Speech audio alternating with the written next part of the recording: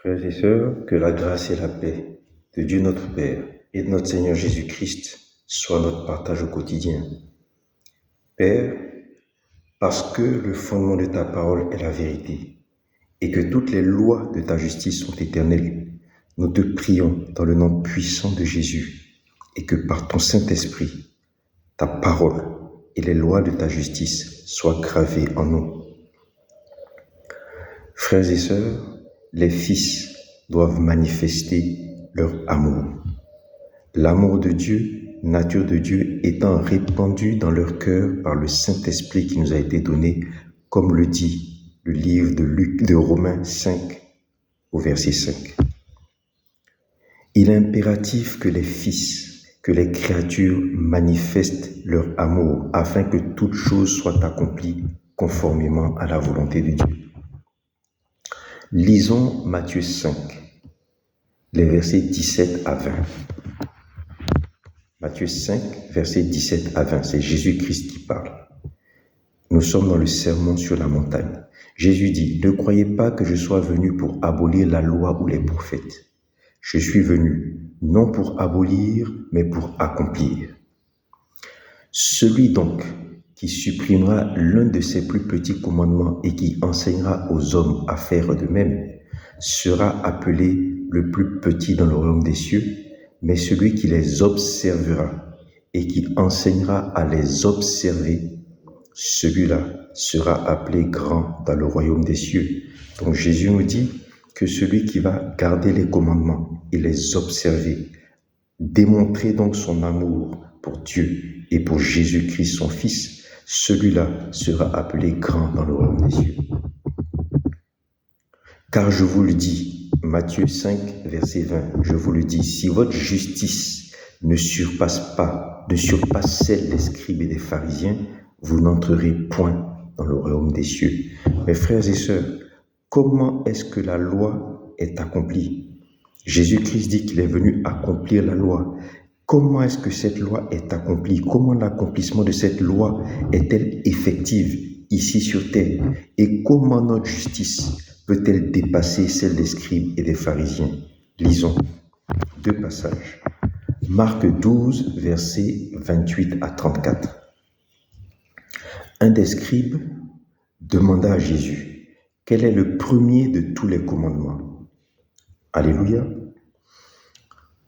Nous allons au verset 32, Marc 12, verset 32. Le scribe lui dit, donc le scribe dit à Jésus, « Bien, maître, tu as dit avec vérité que Dieu est unique et qu'il n'y en a point d'autre que lui, et que l'aimer de tout son cœur, de toute sa pensée et de toute son âme et de toute sa force, et aimer son prochain comme soi-même, c'est plus que tous les holocaustes et tous les sacrifices. » Jésus, voyant qu'il avait répondu avec intelligence, lui dit, « Tu n'es pas loin du royaume de Dieu. » Le deuxième passage que nous allons lire pour comprendre comment la loi est accomplie est le livre de Romains 13, versets 7 à 14. Romains 13, versets 7 à 14. Nous commençons au verset 8. Jésus dit, « Ne devez rien à personne, si ce n'est de vous aimer les uns les autres, car celui qui aime les autres a accompli la loi. Celui qui aime les autres a accompli la loi. En effet, les commandements se résument dans cette parole. Tu aimeras ton prochain comme toi-même. » Romains 13, verset 10. L'amour ne fait point mal au prochain. L'amour est donc l'accomplissement de la loi. Frères et sœurs, Christ a dit qu'il est venu non point pour abolir la loi, mais qu'il est venu pour l'accomplir. Dans Matthieu 5, verset 17. Christ nous dit que celui qui observera les commandements et qui enseignera à les observer, celui-là qui démontrera donc son amour au Père, pour le Père et pour le Fils, sera appelé le plus grand dans le royaume des cieux. Et Christ nous dit dans Matthieu 5 au verset 20 que si notre justice ne surpasse celle des scribes et des pharisiens, nous n'entrerons point dans le royaume des cieux. Christ est clair, il dit vous n'entrerez point. Alléluia. Et nous voyons dans le livre de Marc et le livre de Romains, nous sommes enseignés sur le fait que pour que la loi soit accomplie, nous devons aimer. Romains 13, verset 8, l'apôtre Paul s'adressant aux croyants de l'église de Rome dit: ne devez rien à personne si ce n'est de vous aimer les uns les autres, car celui qui aime les autres a accompli la loi. Au verset 10, il dit: l'amour ne fait point de mal au prochain. L'amour est donc l'accomplissement de la loi. Alléluia. Et le scribe, dans son entretien avec Jésus dans Marc 12, lorsqu'il a posé la question à Jésus de savoir quel est le premier de tous les commandements et que Jésus lui a répondu, le scribe lui dit: bien maître, tu as dit avec vérité que Dieu est unique et que l'aimer de tout son cœur, de toute sa pensée, de toute son âme, de toute sa force et aimer son prochain comme soi-même, c'est plus que les holocaustes et tous les sacrifices. Et la Bible dit que Jésus, voyant qu'il avait répondu avec intelligence, lui dit: tu n'es pas loin du royaume de Dieu. Pour que la loi soit accomplie, Christ, dans son amour, a fait sa part. Il est venu par sa vie, il nous a communiqué la bonne nouvelle du royaume. Par sa mort et son sang qui a été versé, il a accompli l'acte de rédemption et de rémission des péchés. Par sa résurrection, démontrant la puissance manifestée de Dieu pour nous, il a ouvert la porte à la nouvelle naissance, à la nouvelle création.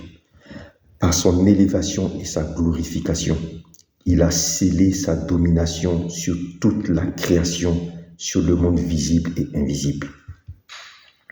Christ, dans son amour, a accompli toutes choses. Mais il appartient pour que ce que Christ a accompli soit manifeste dans nos vies, soit manifeste sur cette terre. Il appartient pour que ce que Christ a accompli soit activé, que les fils, que les créatures qui ont cru en Jésus-Christ et qui en Jésus-Christ ont récupéré leur identité de fils, elles-mêmes manifestent leur amour, d'abord en direction de Dieu, en gardant et en obéissant à ses commandements, et ensuite manifestent leur amour en direction des hommes, en direction de leurs prochains, en obéissant aux commandements que Dieu a donnés et que nous devons respecter vis-à-vis de notre prochain. Alléluia. Lorsque Jean-Baptiste a commencé son ministère,